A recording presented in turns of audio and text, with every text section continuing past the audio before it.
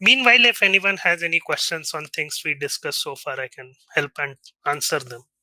I have a general question, but it might be unrelated. Yeah, sure, go ahead.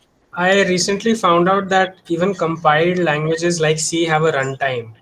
I originally thought that like the compiler just generated code and it ran on the processor, but like, even C has By a by runtime. C runtime, you meant something called as CRT or something else? Oh, I don't know. I just know that there's a runtime and it's supposed to, I think, set up the program for execution. Correct, correct. Actually, if I get to that, I do have that covered in my slide set. But to answer it briefly, so think of it this way. I'll ask you a question and you can probably think why it's needed. So you probably know that main function also takes some parameters, right? It takes the Right. arguments that were passed from the command line, and it has this int argc char star star argv.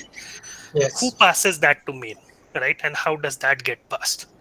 That's where the C runtime kind of comes into picture. So main is not the first thing that actually gets executed. There is something called as underscore start, which actually executes it, and underscore start, what it includes, forms what I would call a C runtime. I actually have a slide on that. Hopefully, if we get to that stage, I'll explain. Otherwise, I'll anyway share my entire slide, so hopefully you'll get info from that. Sorry to Okay. interrupt. I had a follow-up question on this. So my understanding was that when we create a process, we fork a process out of the init, right? Correct. And basically what is happening is that init creates a child process and then it passes the control. And by passing the control, we mean that it pushes the arguments on top of its stack and then makes a function call. And that function happens to be the main of the child process. It is slightly different than that. At a, I would say at a preliminary level, what you said makes sense from understanding point of view, but there is some more details to it. Maybe I'll just go to that slide just for interest of time. If we get to that in a detail, that's still fine. Otherwise, some repetition. So essentially what happens is the entry point in ELF is always pointing to something called as underscore start. And process doesn't actually start executing from when. It starts executing from underscore start. So whenever you do fork or anything, it actually starts executing underscore start. Okay. And what underscore start logically is doing, right? This is more like pseudocode. I'm not saying this is the exact code which it has. It does something called as libc init, where it is setting up the start code. Then it has some init, at, exit, and so on. And then it calls main. And then it would do the exit. The actual execution happens something like this, which is more complicated. But to give an example of why this init and stuff like this is needed, is imagine you have something like, let's say I write a code something like this. Can you see my screen where I have editor open? Yeah. Yes. Okay. Let's say I have something like this.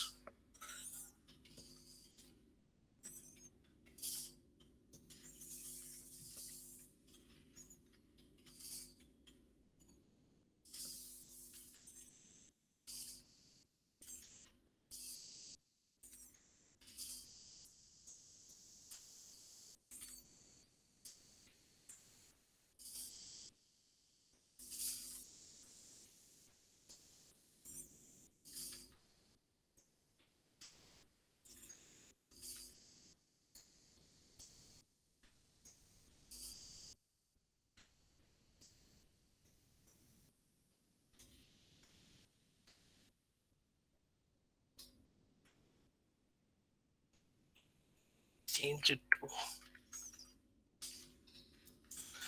some.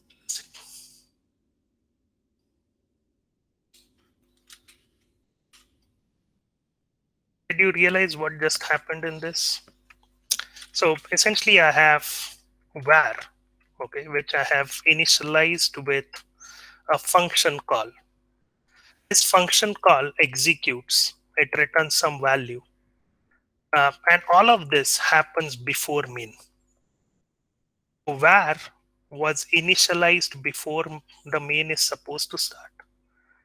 How was it initialized? if the main is the first thing that executes. Oh, this is a functor, right? You just made a function pointer call and it did a jump. No, but okay, It how did happened how did before the main. print? Yeah. Yeah, it happened before main. So you could see Hmm. that printed hello in foo first. Let me also print something like hello in main here, just in case there is some confusion.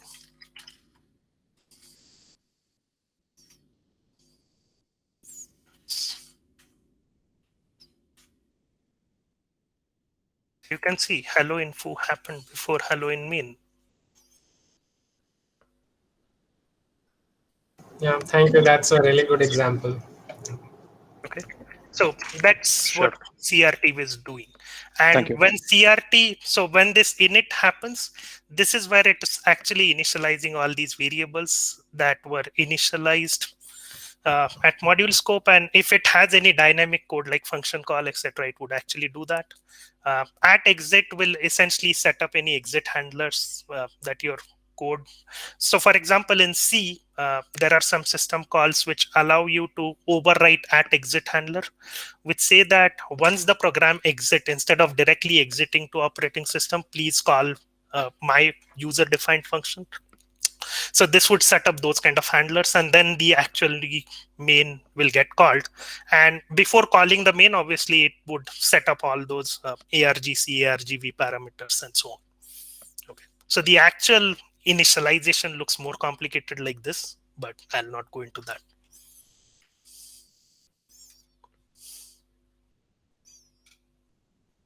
Okay, I think we probably have others now, so we can start with linkers.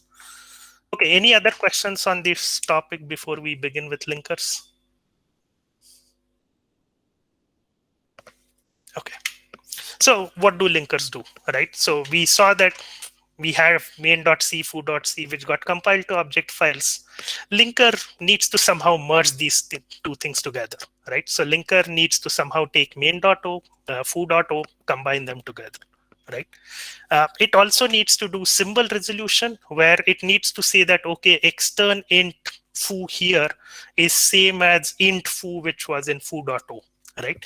And this process, unfortunately, is not as trivial as it may sound. So we'll see some details of it. But it is essentially trying to establish which reference corresponds to which definition. Okay, and the reference and definition may be spanning across different object files. And it performs something called as relocation, which we will see in more details. But what it means is it kind of arranges symbols in a different way and update all the references. This is something similar to what I was saying earlier to one of the questions which was asked, that whether the jumps happen from one text section to other text section, where I said that linker will combine all the text sections. So we'll see what it does internally in that. Okay, so now we so far were seeing only the elf relocatable file view, right? Linker is essentially taking multiple elf relocatable objects and actually creating a executable elf object. Now, as I had mentioned at the very beginning when I started introducing elf, that elf is a format which is capable of representing both information. Okay, in some cases you might, I mean, if you're not using elf and if you're using some other formats, you might have a different kind of format on the relocatable side, and you may have a different kind of format on the executable side, which is what happens in Windows. So in Windows, the relocatable object files follow a different format, and the exe file which is produced follows a different format. But in elf, it's the same format but with a different view, which enables the same thing to happen. So what linker is doing is essentially, it has every elf file will have all of this. It has elf header, various sections, and the other elf file will also have the same thing. So linker will combine these things together into segments. Okay, so all the text sections which are present in every header, every elf relocatable file, all of those will get merged together to form a text segment. Okay, all of the data sections that are present will form data segment, and so on. Okay, so all the logical data which is of similar kind will get merged together to form a segment. Okay, and once this is done, linker will start resolving the symbols, because as you can see, so let's say someone was at offset 0 in this dot data. After merging, it cannot be at offset 0 because offset 0 might correspond to this data, right? So you have to somehow update the references. Okay, but we'll see that part later. First, we'll look at how the symbol resolution itself works. Okay, now remember what symbols are relevant for linker, right? I already mentioned this, that there are global symbols. Global here essentially means symbols that are defined in the object files and can be referenced in the other object files. Okay, extern symbols mean extern symbols are referenced in this object file but might be defined in some other object file. And local symbols mean these are defined in the current object file and referenced in the current object file, but they cannot be referenced by the other object files. Okay, so global will be your normal global variables, extern will be extern, and local will be your static functions and static variables. Okay, now the way symbol resolution happens, the goal of symbol resolution is to associate every reference of a symbol with one definition, right? So if I have a reference to foo, I need to figure out which definition this corresponds to, right? Uh, so let's say I have this program, right, where I have int var defined, there is something extern foo, there is main, which is calling foo, and then there is printf, and in the other file I have extern int var, I have static int var2, and then I'm referencing that, right? So the var is a global symbol because it can be externed into something else in some other object files. Foo is an external symbol. Similarly, if you look at it from the context of the second object file, var is an external symbol. Var2 is a local symbol because it's a static and it cannot be referenced somewhere else. Okay.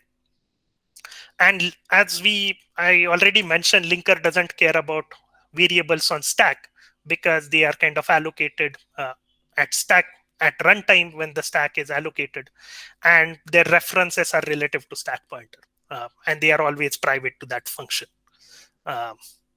Okay, so essentially what linker's job is, whenever it sees a reference to var2, now since it's var2 is a static variable, it's very easy, right? Because we can say that this var2 must correspond to this var2 only, because var2 is a static variable and it must reference this, right?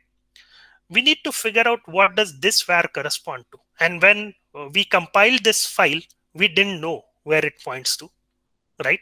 So compiler would resolve this reference at compile time itself, the var2 reference, because compiler knows that var2 corresponds to this var2, but it doesn't know what var corresponds to.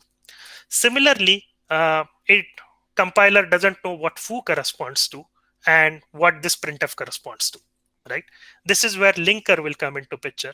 So what linker would do is, this is how the logical structure would look like when the object file is created. So let's say when this object file is created, your text section is 0 to 100, okay? And your data section, since it has only one variable, is of 4 bytes. So it started at 100 and ended up at 104, okay?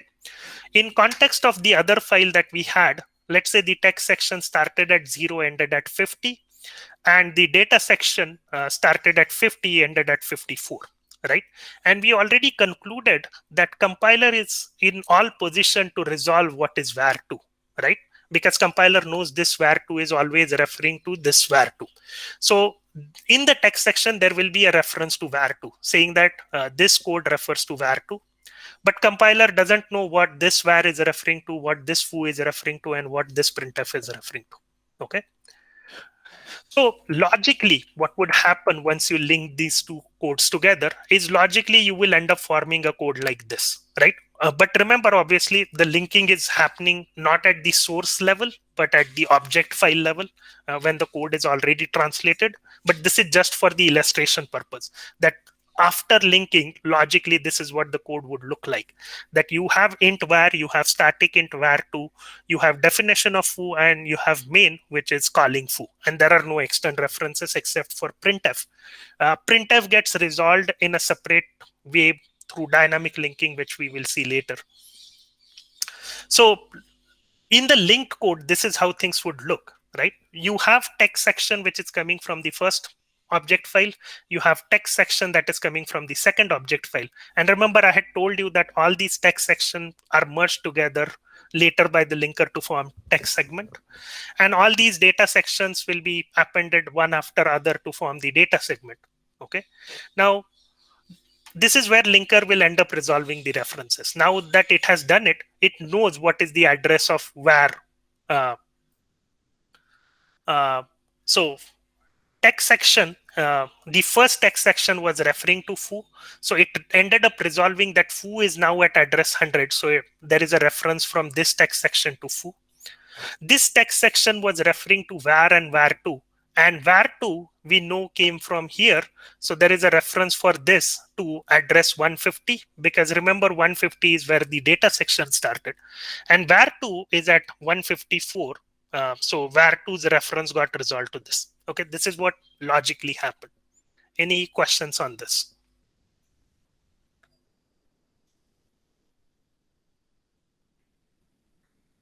Okay. Now, when we are resolving symbols, right? There are some interesting cases where strong and weak symbols come into picture, and there are rules on how to go about doing the resolution of them. So the rule one, which linker follows, is multiple strong symbols are not allowed.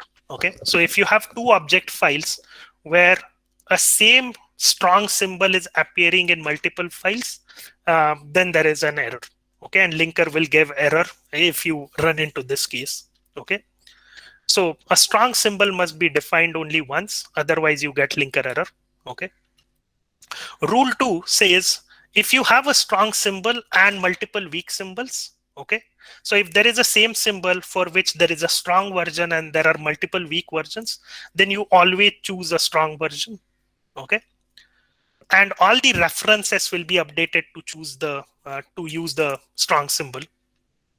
Rule 3 says that if there are multiple weak symbols but there is no strong symbol, then linker is free to pick any weak symbol. Okay.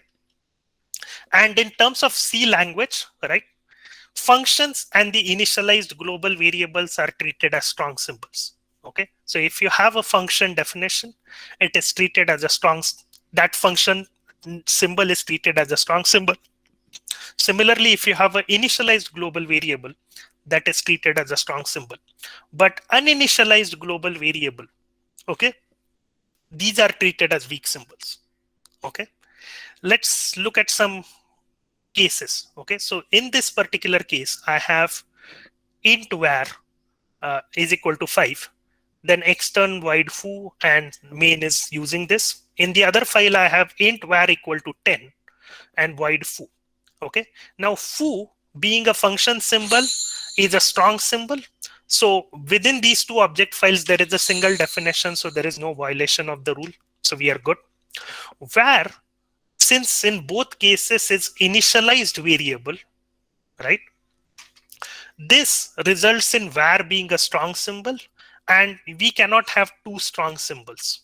Okay, so this would actually result in a linker error. So when you try to link these two things together, linker will complain saying that you have a duplicate definition of var.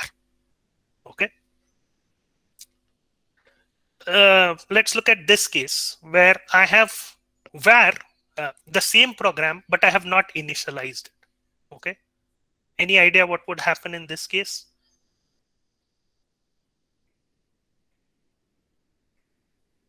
The linker would be able to, I mean, it would randomly pick up one. Correct. So since both these vars are weak symbols, linker is free to choose any one and be done with it, right? It will not complain that you have multiple definitions of var. Okay, although technically if you look at the program, that's what it is, but linker will not complain, and you will get a successful link where one of the var was picked up. Okay, now this was a simple code. If I had something like int versus double or some type mismatch and those kind of things, we already saw linker won't detect it, and you don't even know which copy it will pick. Okay, so linker may pick any copy of any data type, and you can imagine what kind of consequences it can have. right? Depending on linker's decision, your program's output may change or your program may behave differently. Hello, sir. Yes. So if one of the var is weak and another one is strong, so which Uh, one linker so takes? correct. So the rule 2 will apply in that case, where if you have a strong symbol and multiple weak, the strong symbol will be chosen and all the references will be changed to the strong symbol. Okay, sir. Thank you. And I do have an example of that. So in this case, I have slightly nasty code where I have a initialized var, which means that this var is a strong symbol, right? And it's a long, so which means this var is 8 bytes. Okay. Then I have int var3, which is uninitialized. So this is a weak symbol. So when these two things are linked together, linker will actually choose this var, which is of 8 bytes. Okay. And it will not choose this one. And then when you call foo and when you write to var of 2, you might end up accidentally writing a and modifying a. Is this clear? Because what is happening is what linker is saying that, okay, this is strong, this is weak, let me choose strong. And it chose strong. That means it allocated var of only 8 bytes. Okay. Whereas here I am writing to var of 2, which is going beyond that. So I ended up accidentally overwriting subsequent data, which happens to be a in this particular case. So if you actually link this program together, you will see that a is 300 and not 5. So as you can see, these kind of issues can lead to surprising behavior. So you have to be very careful in terms of, which is why you must have read somewhere and so on that you should always initialize your global variables. That's not because that the global variables, if you leave it uninitialized, it is problematic, because uninitialized global variables are still 0. But if you don't initialize your global variables, it also means they may get overridden by some other strong definition of that symbol. Okay, because this uninitialized definition of var got overwritten by another definition of var, which was strong. So uninitialized global variables lead to these kind of problems, which is why, first of all, you should avoid global variables if possible. If they are must have, then at least initialize them. So you know that this is the exact definition that will be picked up. And if someone tries to do a conflicting definition by initializing it, you'll get an error. That's better than silently having some weird behavior of your program. Any questions so far before we move on? Sir, you just said that uninitialized global variables are 0, but aren't they containing the garbage values? Uninitialized global variables are 0. Uninitialized variables on stack are garbage. Okay. Thank you.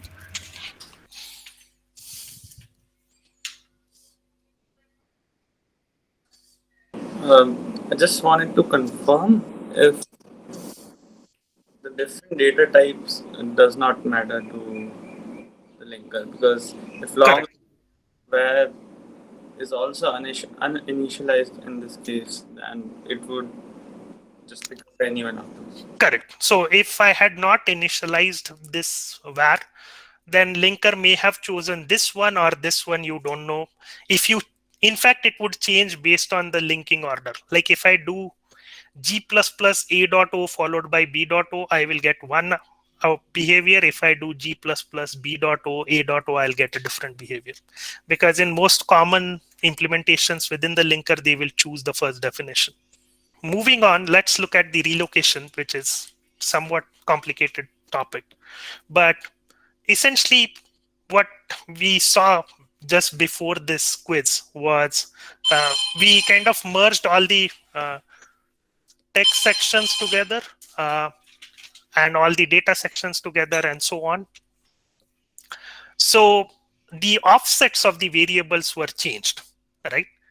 So that needs to be somehow handled, and we need a way to update all the references. So for example, let's say var was originally at offset 100, and after merging that happened at linker stage, it became 200. We need some way to make all the references to point to 200, right? So when linker is merging these things together, as I said, it will form these code segment, data segment, and so on. So what it is essentially doing is it is changing the offsets of the variables. Like within the data segment, the offsets of variable that belonged in this dot data section would have changed. Similarly, what it would have changed here and so on. Okay. So what is relocation? Okay. So relocation is essentially after you do this, all the addresses that you have will be final. Okay.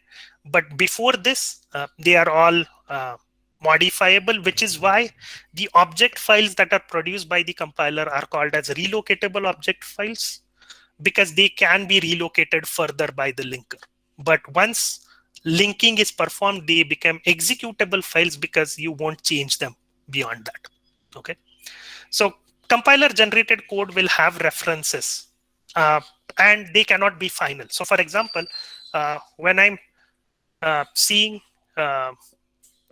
the compiler generated code where I had a call to foo, there is no way the address of foo was known, right? So the compiler cannot generate address of foo. So it essentially will fill out something there, which we will see.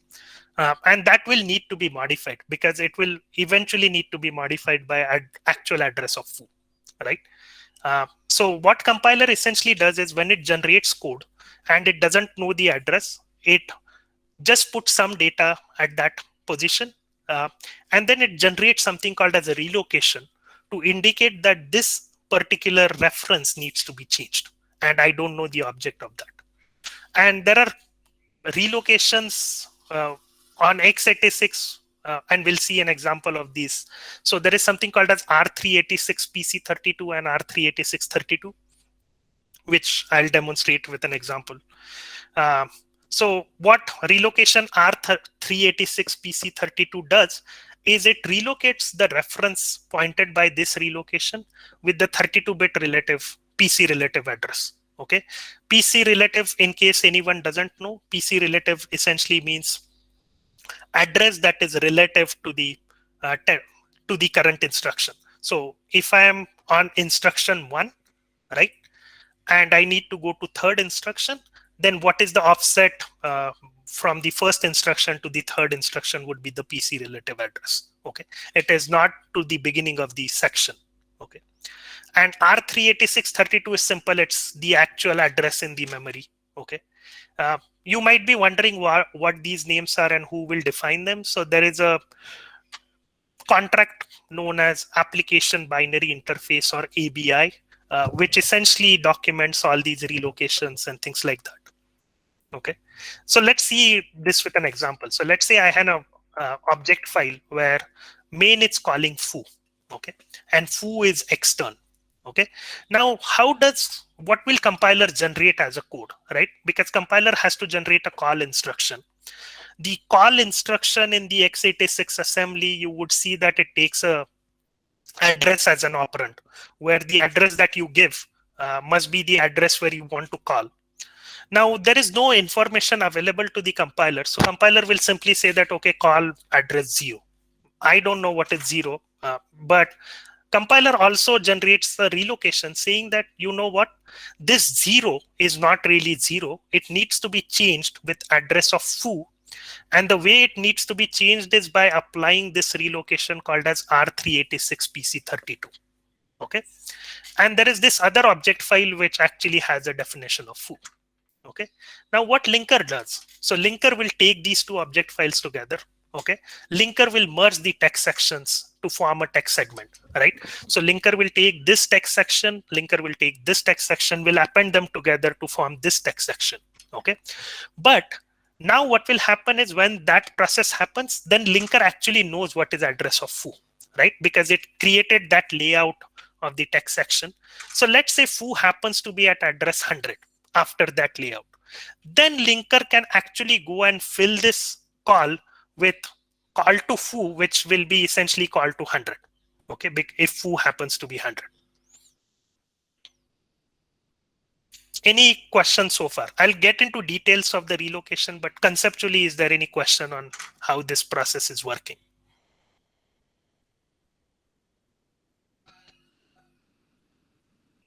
Okay. So now let's look at more concrete things in terms of ELF, what will be there. Just Sorry. to confirm, the linker will like actually physically copy the data into a new file to make the text sections. It will be like a disk copy. So the way linker would work is it would essentially do all these merges at in-memory data structures. It will not be writing to a disk at this stage, but finally whatever in-memory it has created, that will be written out to the disk. So it's not that linker is copying this text section, writing it to file, writing it to a disk file, then taking the next object file, appending that to the disk file. It's not going to do that. That is going to be very inefficient and that is one way to implement linking, I would say. I won't say it is not the correct thing, but that's not how typically linkers would do. So the way linkers would do is essentially they would read all of this data that came from the input files into some in-memory data structures where all of this information is represented in some structures which are easy to manipulate, easy to append to, and so on. Then linker will actually create a layout which it can then write to a disk file. Because you would want to not do this disk operations as much as what would happen during the linking. Right, thank you. One more question. So the addresses that we're talking about here are all virtual addresses. Yes. Yes. But okay, so essentially what you're saying is that I think I understood the final when it says call foo, because the address is not known to the process before it starts executing. It is known in a sense that this again could vary from platform to platform, but I would say in the most common platforms like Linux, Windows, etc., the address space layout of a process is fixed by the ABI. So the ABI of that particular OS and processor would state that the process address space would look like this, where the text sections must start at some address, which in fact I will show you in subsequent slides. So that is always fixed. So the virtual addresses where the text section starts is usually fixed on most of the common processors. There are a few things where they do change stack addresses and so on for avoiding security issues, but that is for more advanced stuff. But in most common cases, the address space layout of a process is fixed, and that's same across all the processes. Wait, so you're saying that the starting address is fixed or the offset is fixed? Starting address is also fixed. The exact memory location where _start is loaded is fixed. So we rely on the MMU to handle all the translation to the physical memory. We don't care about. Okay. Yes, which is in fact one of the benefits of virtual memory. If you were relying on world when there was no virtual memory, so if you actually study old linkers which were dealing with systems that didn't support virtual memory, then yes, the linker, the addresses that linker lays out will be more like offsets, and loader will actually allocate offsets based on where in the memory things are actually available. And every time you load program, it may get loaded at different address. But with invention of virtual memory, we get all this interesting stuff that you can make assumptions which otherwise wouldn't be true because you have this indirection that was created. So every process can load _start at a fixed address. Physically, it might be at a different location, but that would happen automatically when the page tables are set up. Yeah. And we assume that the security and all the fencing between processes is handled by the MMU itself. MMU and the So processor. you can't transfer virtual address from one process to other process easily without doing explicit sharing and so on. By default, if you say address 100 in process P1, virtual address 100, and virtual address 100 in process P2, they might be referring to two different entire things, right? So you can't simply take a pointer from one process, pass it as a value to other process and expect it to work. Absolutely. Unless you do some explicit IPC or you have set up your pages that way. Sure. Yep. Okay. Thank you.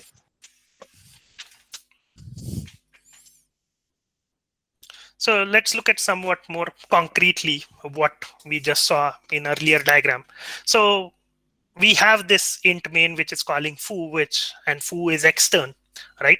Now we know that there is a text section that will contain some stuff, right, which is code for main. There is a new section that will be present, which is called as relocation section, which in this particular case is .rel.text. Okay, so what this is saying is there is a relocation on the text section. So that means the text section needs to be modified in some way by the linker. Okay, and the information that you can see associated with the relocation is something like there is an offset, which in this case is 7. There is something called as info, which is 902 hexadecimal. There is this type, which I already mentioned is R386PC32. There is something called a sim value, and there is a symbol. Okay, so symbol is foo. What in conceptual terms, what this relocation record is trying to say is at offset 7, we need to change the value at offset 7 by foo using the computation that is described by R386PC32. Okay, so if you actually look at the disassembly, you would see that at offset 7.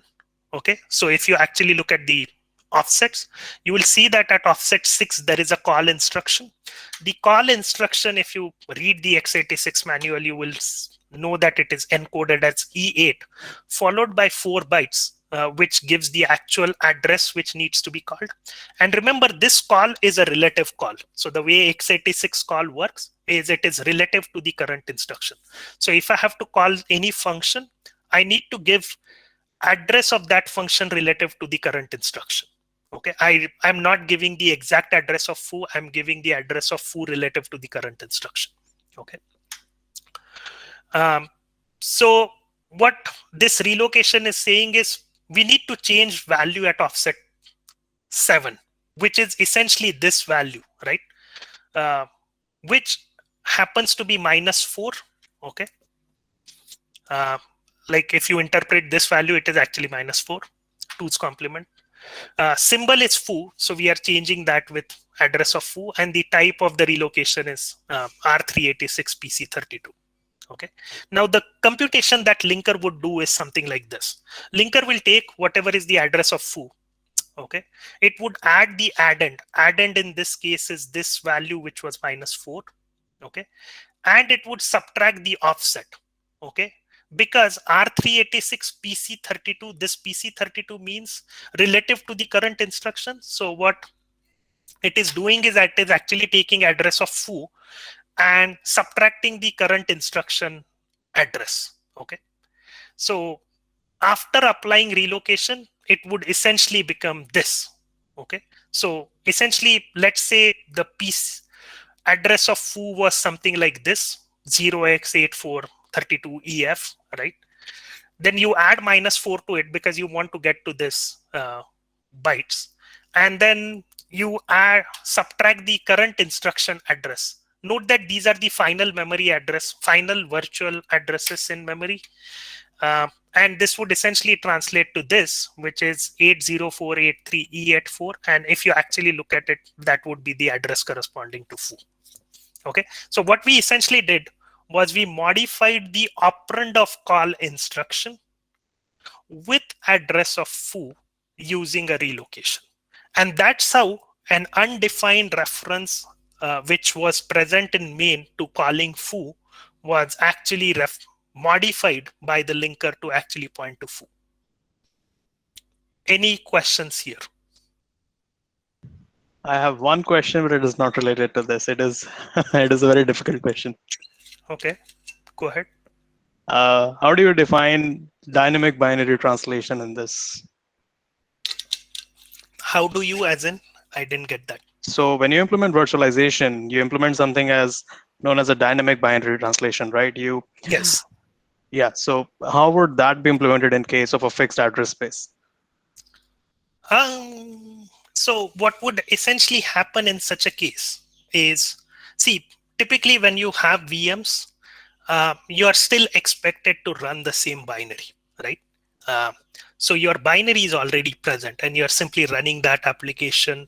Instead of on native OS, you're probably running it on your VM, right? So you're not, so this binary which was produced after linking is what will be seen by the VM, right? And when you implement that VM, you know what was the contract followed by this binary, because you need to know what was the ABI followed by this binary. The ABI for that particular binary would have stated that the program gets loaded at this particular address point, and I'll also show you where it is documented or where it is captured in ELF. So you actually know what is the code assumption, and then you will have to actually work with that. So the way dynamic binary translation would actually handle it is, in fact, it has to do much more, because what would happen is when this binary is fed to the VM, it would essentially need to interpret each of the opcode, because it potentially need to translate it into the equivalent opcode that the VM is supporting. So it actually has to interpret much more than what linker was doing, right? Because in linker's case, linker was actually agnostic. So if you look at all of this computation which I showed, linker actually didn't know that this was a call instruction, right?